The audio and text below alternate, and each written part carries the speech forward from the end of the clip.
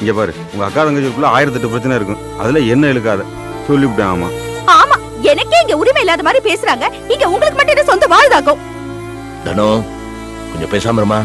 அப்பவே பேசி முடிச்சாச்சுல, அதுக்கப்புறம் எதுக்கு இங்க வந்து தகராறு பண்ணிட்டு இருக்க? ஏய், என்னடி வாய் நீளுது? நான் இப்ப உன்கிட்ட தகராறுக்கு வந்தேனா? ஏய், அப்புறம் எதுக்கு இங்க வந்து கத்திட்டு இருக்க? ஏய், கத்தற கித்தறன்னு பேசுற, வாயை கிழிச்சு போடுவேன். மூஞ்ச பாரு, தொழுத்து போன கழுத.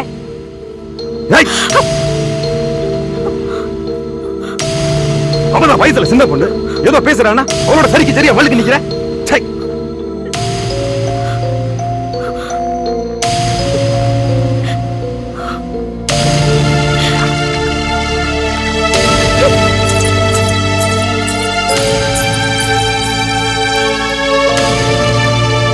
அப்பா,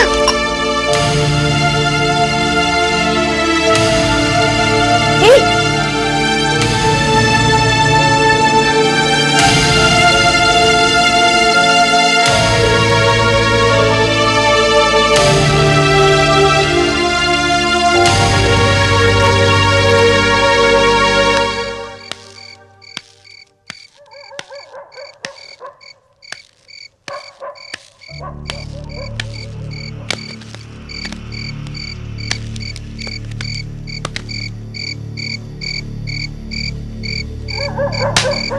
டேய், என்னடா அது புது பழக்கம்?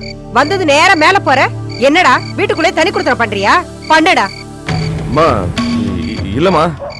அம்மா அம்மா இல்லம்மா, அது நான் யதார்த்தமா போயிட்டேன். நீங்க தப்பா எடுத்துக்காதீங்க.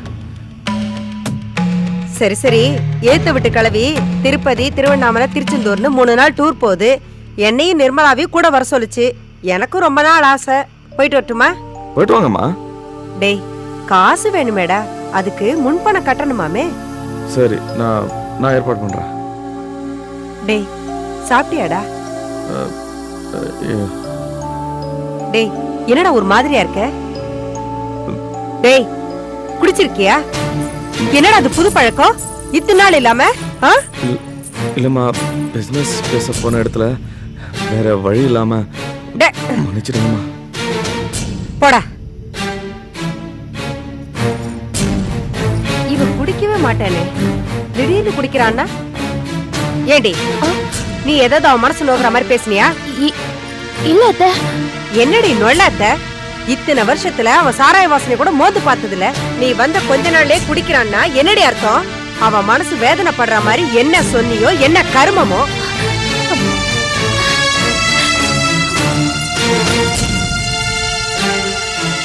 என்னம்மா, டூர் ஏதாவது போறியா?